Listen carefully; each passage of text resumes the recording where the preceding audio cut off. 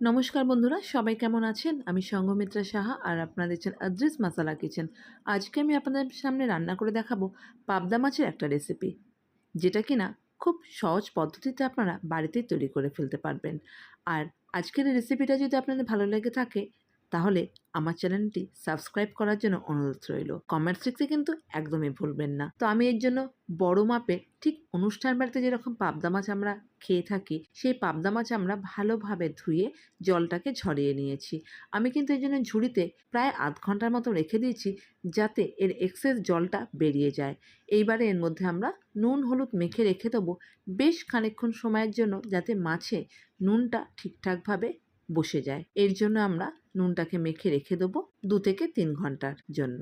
মাছে নুন মাখতে মাখতে বন্ধুরা আপনাদের আর একটা টিপস দিয়ে রাখছি।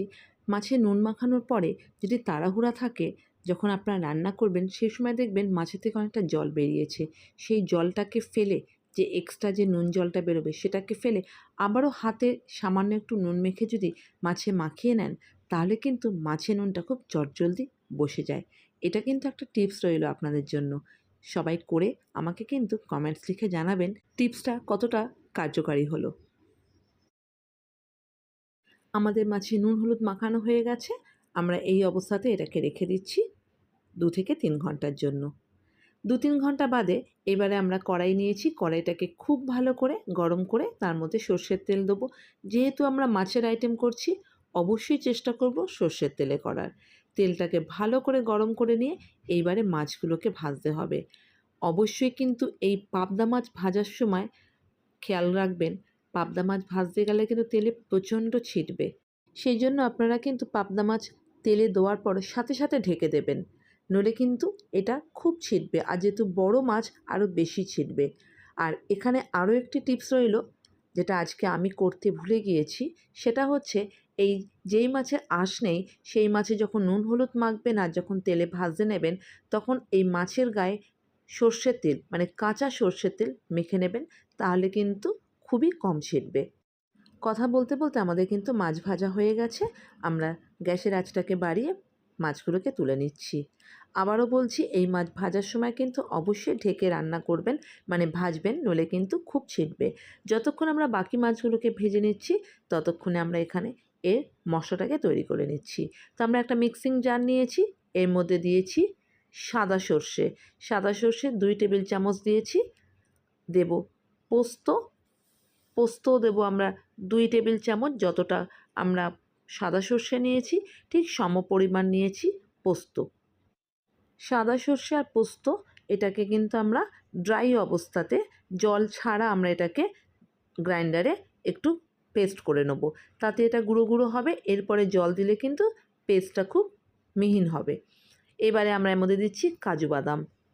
তা আমি এখানে প্রায় 1.5 টেবিল চামচের মতন কাজু বাদাম দিলাম। আর দেব কাঁচা লঙ্কা, 2টো কাঁচা লঙ্কা দিয়েছি। দিচ্ছি সামান্য জল। এবারে একটা মিহিন পেস্ট বানিয়ে নেব।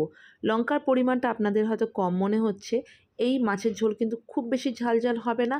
আর আমি যেহেতু ফোড়নেও লঙ্কা দেবো, আর যেই লঙ্কাটা আমি ব্যবহার করছি, লঙ্কাগুলো দেখে মনে হচ্ছে দুটো, কিন্তু প্রচণ্ড ঝাল। সেই জন্য কিন্তু আমি এখানে মাত্র 2টো লঙ্কা ব্যবহার করলাম। তো ততক্ষণে দেখুন আমাদের মাছ ভাজাও হয়ে গেছে।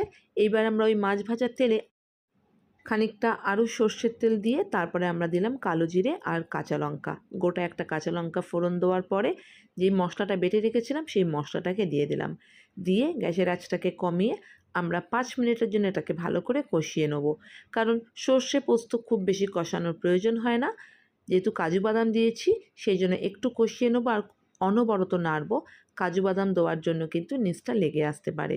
এই জন্য কিন্তু আপনাদের ক্রমাগত এটাকে নেড়ে চেড়ে একটু কষিয়ে নিতে হবে। বন্ধুরা, কারা কারা আমার মতন ঠিক এই পদ্ধতিতে পাবদা মাছ রান্না করেছেন, আমাকে কিন্তু কমেন্টস লিখে জানাবেন।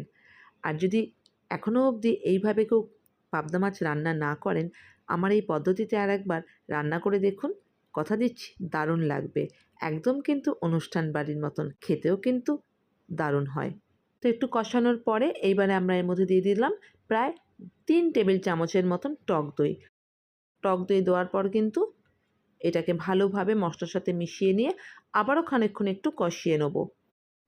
আপনারা চাইলে কিন্তু বন্ধুরা এই বড় বড় পাবদা মাছ মাঝখান থেকে একটু চিড়ে চিড়ে দিতে পারেন, যাতে এর মধ্যে নুন আর ঝালটা ঢোকে। তবে আমি যেহেতু বেশ খানিকক্ষণ আগে এর মধ্যে নুন হলুদ মাখিয়ে রেখেছি, সেই জন্য প্রয়োজন হয়নি। আপনারা যদি মনে করেন সেটা করতে পারেন। এবারে আমরা এর মধ্যে দিয়ে দিলাম স্বাদ মতন নুন, কারণ আমরা মাছে নুন মেখেছিলাম, তারপরে কিন্তু আমরা কোনো ঝোলের মধ্যে নুন যোগ করিনি। ভালোভাবে কষিয়ে নিয়ে এইবারে আমরা এর মধ্যে দিয়ে দেবো একে একে ভেজে রাখা পাবদা মাছগুলোকে। এর ঝোলটা কিন্তু খুব বেশি পাতলা হবে না, একটু গাঢ় আর গা মাখা ঝোল হবে। আর আমরা যেহেতু এখানে কাজু বাদাম ব্যবহার করেছি, ঝোলটা কিন্তু খুব তাড়াতাড়ি গাঢ় হয়ে যাবে। সেই জন্য সবসময় ঝোলটাকে কিন্তু একটু খুন্তি দিয়ে মাঝে মাঝে নাড়াতে হবে। এবার আমরা মাছগুলোকে আস্তে আস্তে একে একে বসিয়ে দিচ্ছি, কারণ অনুষ্ঠান বাড়ির কড়াইগুলো খুব বড় থাকে। ঘরোয়াভাবে রান্না যেহেতু, কড়াইয়ের পরিমাপটা কিন্তু একটু ছোট হয়, ওই জন্য খুব সাবধানে কিন্তু এই কাজটা করতে হবে, নইলে মাছগুলো ভেঙে যেতে পারে। এইবারে আমরা একটু জল যোগ করলাম প্রায় 1 কাপের মতন, যাতে মাছগুলো একটু ডুবে থাকে।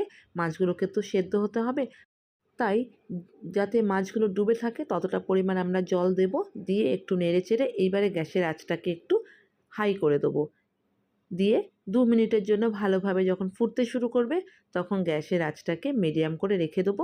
এটাকে কিন্তু ঢেকে রান্না হওয়ার আর দরকার নেই। সামান্য একটু হলুদ যোগ করলাম, হলুদের পরিমাণটা একটু কম লাগছিল সেই জন্য। বন্ধুরা, এই রান্নাটি কিন্তু অবশ্যই বাড়িতে ট্রাই করবেন। কার কীরকম লাগলো জানাতে ভুল করবেন না। আর ভালো লাগলে আমার চ্যানেলটি কিন্তু সাবস্ক্রাইব করার অনুরোধ রইল।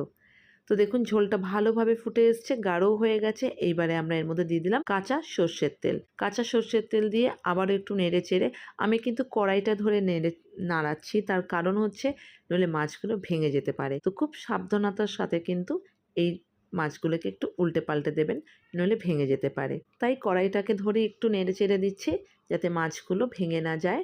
খুন্তি দিয়ে নাড়ালে তো ভেঙে যেতে পারে, তাই জন্য এবারে ভালোভাবে একটু ফুটিয়ে ব্যাস নামিয়ে নেবো। আমাদের কিন্তু এই পাবদা মাছের ঝাল একদম তৈরি পরিবেশন করার জন্য।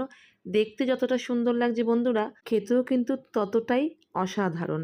অবশ্যই বাড়িতে রান্না করার অনুরোধ রইল। ভালো লাগলে অবশ্যই চ্যানেলটি সাবস্ক্রাইব করবেন। সবাই ভালো থাকবেন, সুস্থ থাকবেন। আবারও দেখা হবে নতুন কোনো রেসিপির সাথে। নমস্কার।